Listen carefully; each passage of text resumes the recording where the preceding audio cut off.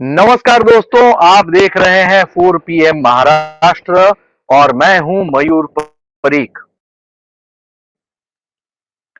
महाराष्ट्र सरकार इस समय तो ट्रिपल इंजन की लेकिन मजबूत सरकार चल रही है।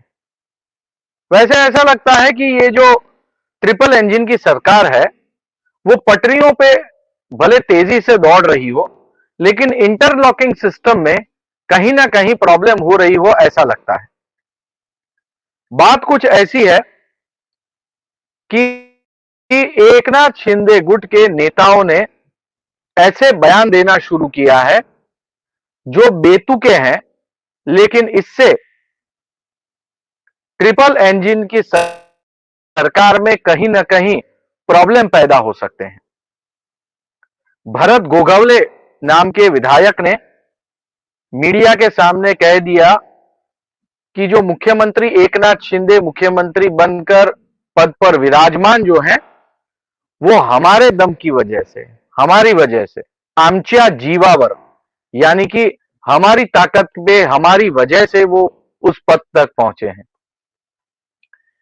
बच्चू कडू इन्होंने ऐसा निवेदन दिया है कि अगर गलती से भी अजीत पवार मुख्यमंत्री बन गए तो पूरा खेल खत्म हो जाएगा।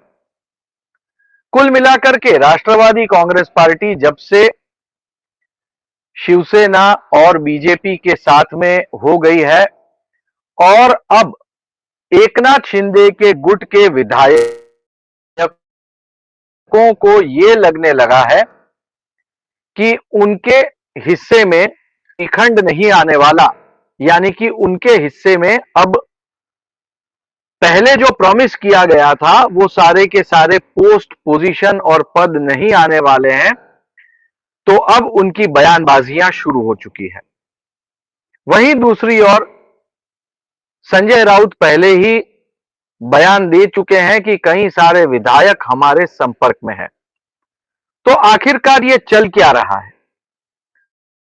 क्या वाकई में सही समय आने पर शिवसेना के नाराज विधायक यानी उद्धव ठाकरे से नाराज ऐसे विधायक एक बार फिर उद्धव ठाकरे का रुख करने वाले हैं, या फिर अन्य राज्यों की तरह जो छोटे मोटे विवाद चलते रहते हैं कुछ ना कुछ पाने के लिए, वही सारे विवाद चल रहे हैं? इस पूरे मुद्दे पर बातचीत करने के लिए आज हमारे साथ मौजूद हैं राजनैतिक विश्लेषक जयंत माइनकर जी।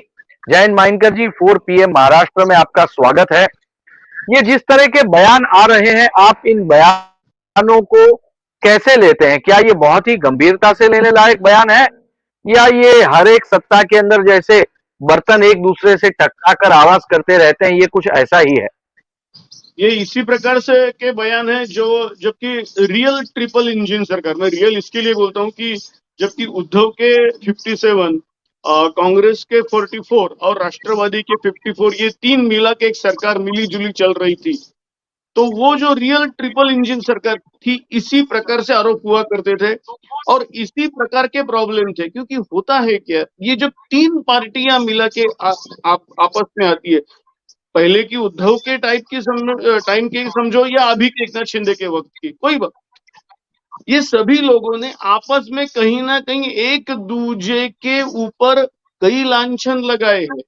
हो सकता है एक दूजे के कार्यकर्ताओं को डिफीट किया है, एक दूजे के ऊपर करप्शन से लेके सभी प्रकार के आरोप लगाए हैं।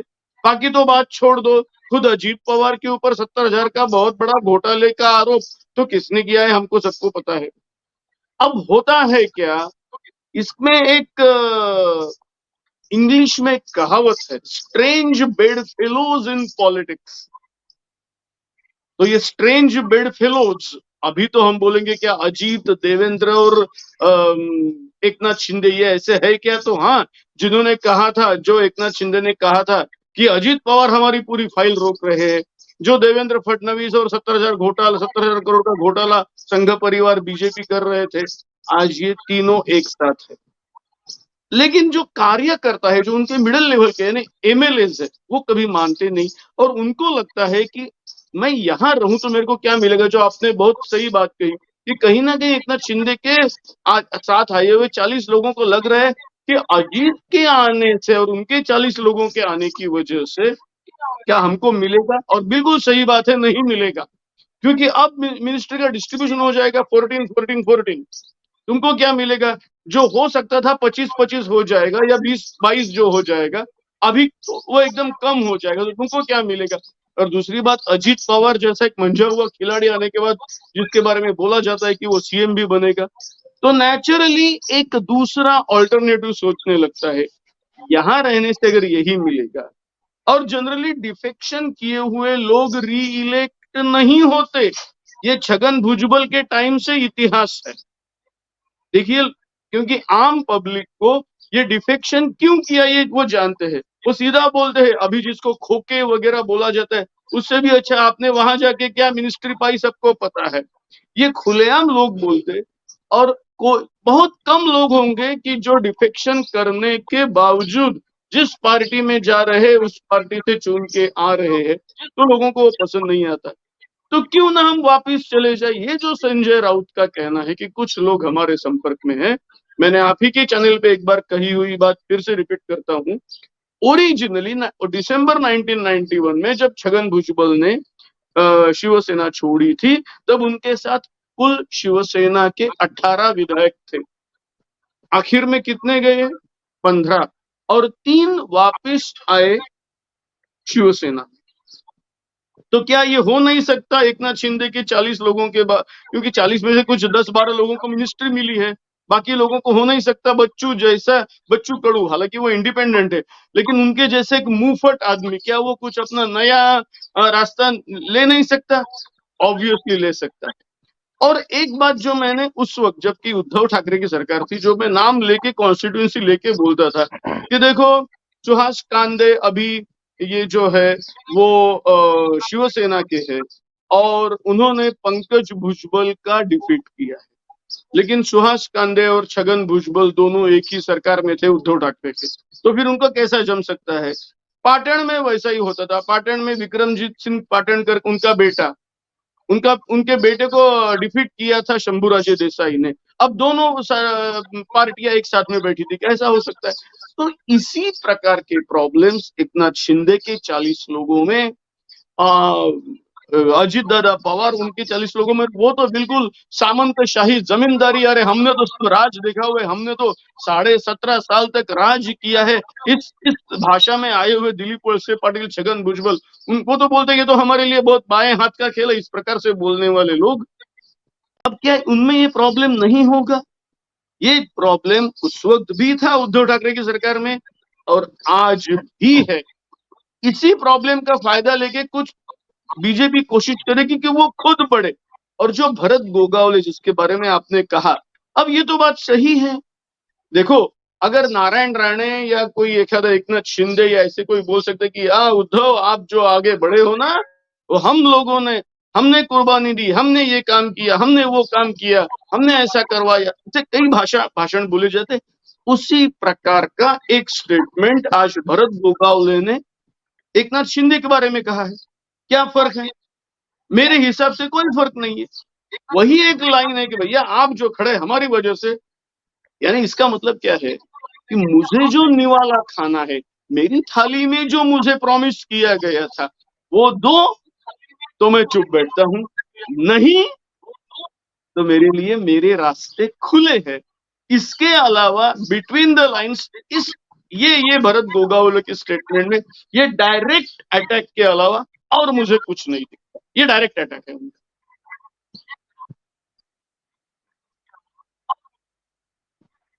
लेकिन जयंत जी, इस तरह से डायरेक्ट अटैक करना और अजीत पवार का सीएम इन वेटिंग बने रहना, बीजेपी का पूरी तरह से साइलेंट रहना, कहीं ना कहीं आपको भविष्य में एक अनस्टेबल गवर्नमेंट दिखाई दे रही है, या फिर ये स्टेबल ही दिख रही है?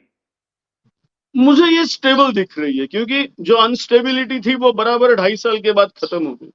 अभी ज्यादा से ज्यादा क्या होगा, क्योंकि जो बीच वाला बैलेंसिंग एक्ट जो है, इसको मैं, इस सरकार को मैं बैलेंसिंग एक्ट मानता हूं देवेंद्र को, हालांकि वो इतने खुद अपने अपने मन की एम्बिशन को दबाए रखे वो बैलेंसिंग एक्ट खेल रहे हैं। और जब तक देवेंद्र फडणवीस यानी 105 आमदार कुछ नहीं बोलते तब तक ये सरकार चलती रहेगी, चाहे ऊपर अजीत दादा रहे चाहे एकनाथ शिंदे रहे।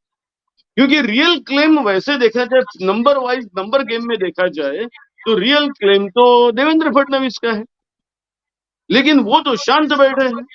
और वो शांत इसलिए बैठे हैं, अब मैं परसों जिसके बारे में हमने जिक्र किया था, बीड़ में वो सभा के बारे में जो जो शरद पवार ने कहा था कि जो देवेंद्र को यहाँ करना पड़ा वही नरेंद्र को दिल्ली में करना पड़ सकता है। क्योंकि आज देवेंद्र शांत इसके लिए बैठे हैं क्योंकि वो चाहते हैं कि ये दोनों को मैं साथ में रखूं, बैलेंसिंग एक्ट करूं और जितना हो सके 48 महाराष्ट्र की लोकसभा सीटों में से जितना हो सके ज्यादा बीजेपी की झोली में यहां से डालूं ताकि नरेंद्र मोदी प्राइम मिनिस्टर पद के और नजदीक जा सके।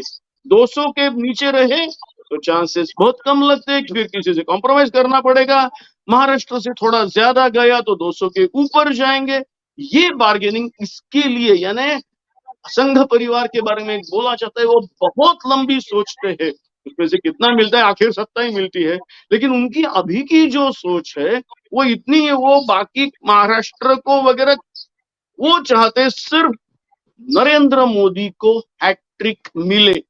मेरे हिसाब से ये आज का ये जो अजीत दादा को लेके आना, गवर्नमेंट स्टेबल होते हुए लेके आना, ये सब बातें केवल नरेंद्र मोदी के 272 टारगेट के करीब पहुंचने के लिए जितनी ज्यादा मदद मिलेगी उसके लिए किया गया है। ये नहीं अजीत दादा को लाएंगे तो उनको बोलेंगे हम आपको ये बना रहे, चलो बारामती हमको चुन दो। अब बारामती ऐसी कॉन्स्टिट्यूंसी है कि जहां 1991 से लेके आज तक अजीत दादा का बोलबाला रहा है, तो नेचुरली उनका तो कुछ ना कुछ से रहेगा। जो हमने भी देखा है कि जब ये सब डिफेक्शन होने के बाद शरद पवार बारामती गए तो एक प्रकार से उनका ठंडा स्वागत हुआ। एक प्रकार का एक वो बूढ़ा शेर है मानते, लेकिन बूढ़ा शेर है और जवान शेर वैसे अजीत दादा है। तो इसका फायदा लेके कुछ करे, ये बीजेपी बैलेंसिंग एक्ट कर रही है। और ये किसके लिए कर रही है? इस गवर्नमेंट सिर्फ मेरे हिसाब से हेड बदला जा सकता है, बाकी कुछ नहीं होगा। ये सब कर रहे हैं नरेंद्र मोदी को हैट्रिक दिलाने के लिए।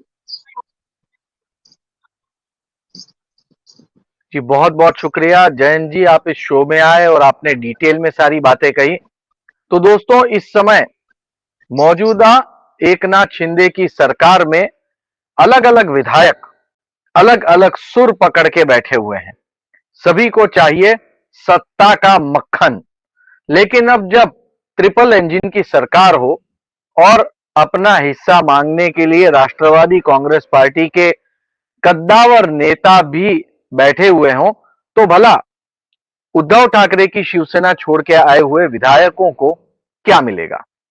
ऐसे में मौजूदा महाराष्ट्र की सरकार में कहीं न कहीं बयानबाजियों की वजह से माहौल बिगड़ता हुआ हमें इस समय दिख रहा है।